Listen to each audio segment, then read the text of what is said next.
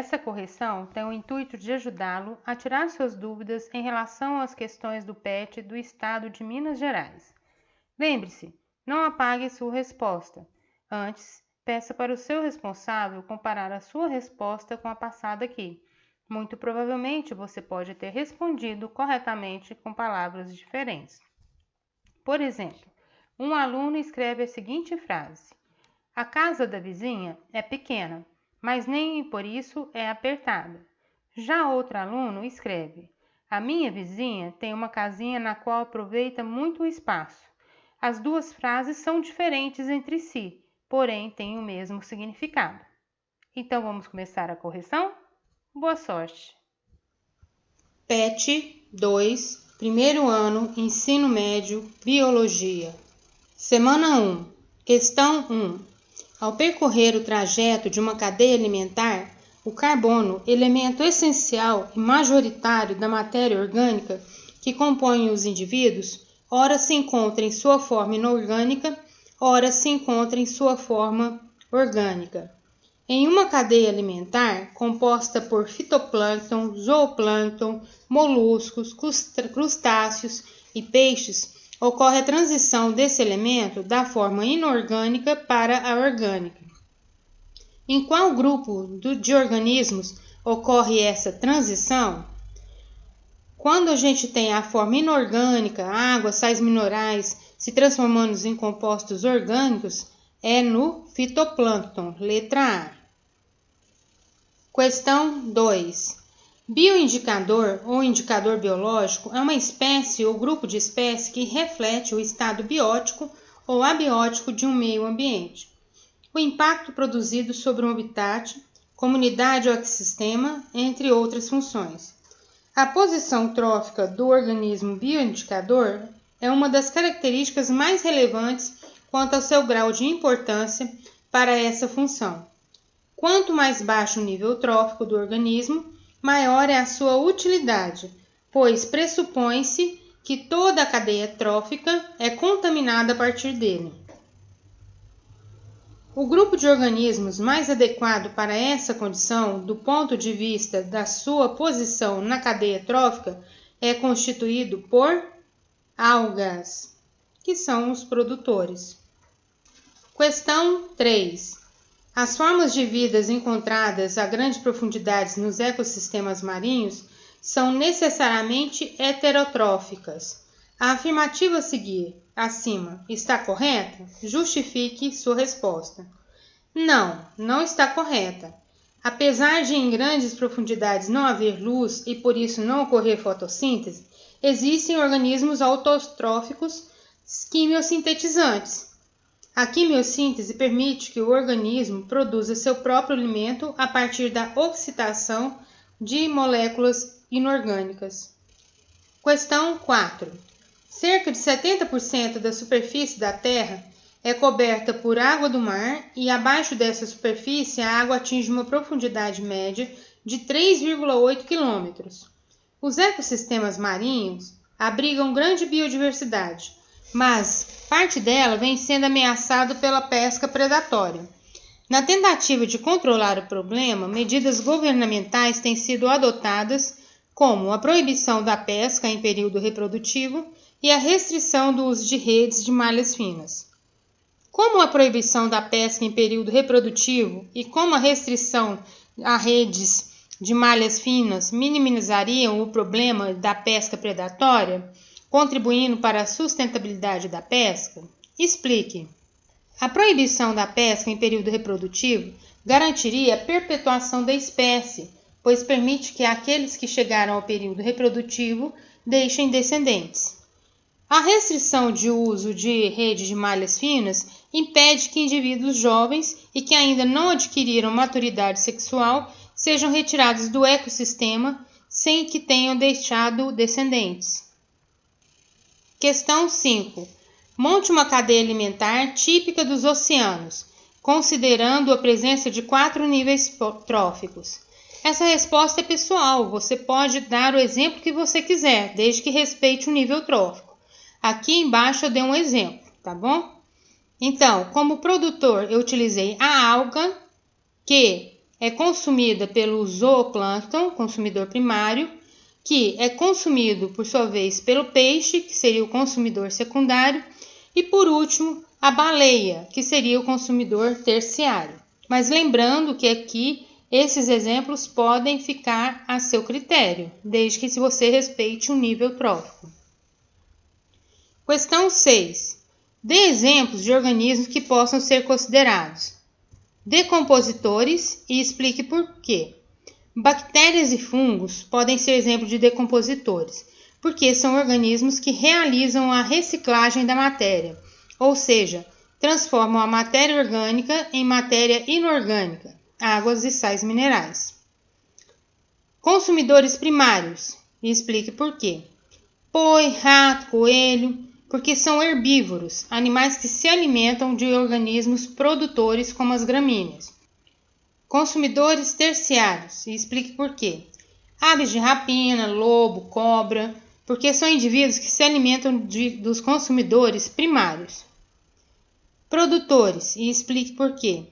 Grama, porque as plantas são organismos fotossintetizantes e por isso são produtores nos ecossistemas. Semana 2. Questão 1. Os ciclos biogeoquímicos representam o movimento de um ou mais elementos na natureza e estão intimamente ligados aos processos geológicos, hidrológicos e biológicos. Entre os ciclos a seguir, marque aquele que envolve a participação de bactérias do gênero Rhizobium e leguminosas. Gente, são bactérias que fixam o nitrogênio. Leguminosas também que fixam o nitrogênio. Então, letra B, ciclo do nitrogênio. Questão 2. Os ciclos biogeoquímicos, também chamados de ciclos da matéria, garantem que os elementos circulem pela natureza. Entre as afirmações a seguir, marque aquela que melhor explica o papel dos decompositores nestes ciclos. No caso, é a letra C. Os decompositores permitem, ao decompor os restos dos organismos, que substâncias presentes nesses seres possam ser utilizadas novamente. Questão 3.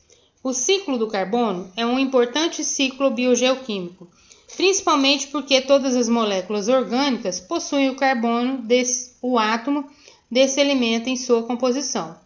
Marque a alternativa que indique o principal reservatório de carbono do planeta. O principal reservatório de carbono do planeta é a atmosfera, letra E. Questão 4. O ciclo biogeoquímico do carbono compreende diversos compartimentos, entre os quais a Terra, a atmosfera e os oceanos, e diversos processos que permitem a transferência de compostos entre esses reservatórios.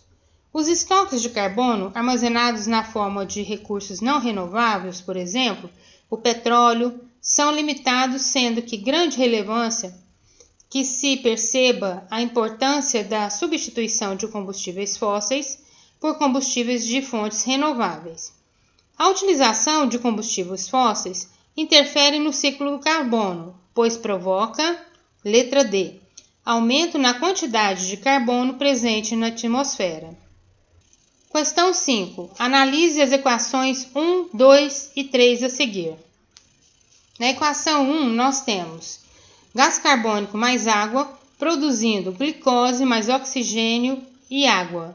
É uma equação de fotossíntese. Na equação 2, nós temos a amônia mais o oxigênio, formando o nitrito mais a água. É a oxidação da amônia. Na reação 3, nós temos a glicose, formando dióxido de carbono mais uma base, que é o exemplo da fermentação alcoólica. Assinale a alternativa incorreta referente às equações. Letra C. Equação 2 é realizada por animais em geral e não está relacionada com a ciclagem do nitrogênio nos ecossistemas. Como a gente já categorizou, ela é referente à oxidação da amônia, que está no ciclo do nitrogênio. Semana 3. Questão 1. Sabemos que Jean-Baptiste Lamarck foi um dos primeiros estudiosos que compreenderam que o meio poderia de alguma forma influenciar na evolução dos seres vivos. Apesar de algumas conclusões errôneas, este pesquisador foi muito importante para a biologia evolutiva. Marque a alternativa que indique os dois pontos principais da teoria que ficou conhecida por lamarckismo. Letra D. Lei da herança dos caracteres adquiridos e lei do uso e desuso. Questão 2. Existem várias evidências que sustentam o fato de que a evolução aconteceu e acontece nos dias atuais. Dentre elas, podemos citar os fósseis, que são restos ou vestígios preservados da existência de organismos que viveram no passado. A respeito dos fósseis, marque a alternativa incorreta. Letra B. Através dos fósseis é possível observar claramente a evolução de cada espécie, pois não há falhas no registro fóssil. Questão 3. Sabemos que a seleção natural é um ponto importante da teoria criada por Charles Darwin. Marque a alternativa incorreta a respeito da ideia de seleção natural. Letra A. Segundo a teoria da seleção natural, o mais forte sobrevive. Questão 4. Um estudante do ensino médio, ao ler sobre o tegumento humano, fez a seguinte afirmação ao seu professor: o homem moderno não apresenta tantos pelos quanto seus ancestrais, pois deixou de usar esses anexos como isolante térmico. Isso só foi possível porque o homem adquiriu uma inteligência que permitiu a confecção de roupas, protegendo-o do frio. Diante dessa informação dada pelo aluno, o professor explicou que isso, letra A, não ocorreu e a informação está de acordo com a teoria evolutiva de Lamarck, que pressupõe que estruturas do corpo que não são solicitadas desaparecem e essas características adquiridas são transmitidas aos descendentes. Questão 5. A teoria moderna da evolução, ou teoria sintética da evolução, incorpora os seguintes conceitos à teoria original proposta por Darwin. Letra C. Mutação e recombinação genética. Semana 4. Questão 1. Os naftoimidazóis, derivados de substâncias encontradas em árvores do gênero Tabebuia e Pes, é o melhor entendimento das complicações da doença de Chagas, trazem novas esperanças de combate à enfermidade, que acomete de 3 a 5 milhões de brasileiros. Estudos mostraram que esses compostos são capazes de matar Trypanosoma cruzi em células de camundongo em cultura, in vitro.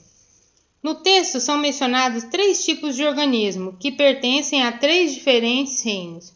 Os organismos dos 3 reinos possuem uma característica em comum, ou seja, todos, letra C, são formados por um único tipo de célula, a eucariótica.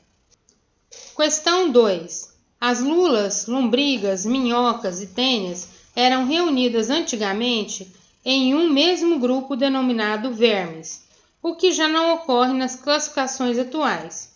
Sobre as características morfológicas e de desenvolvimento desses animais, marque VOF. As lulas, minhocas e tênias possuem celoma, mas as lombrigas são acelomadas. Falso.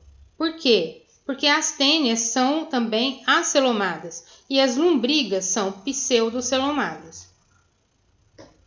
As minhocas e lulas apresentam metameria, que não é encontrada nas tênias e lombrigas. Falso. Lula, tênia e lombrigas não possuem metameria. Repetição de partes iguais. Terceira.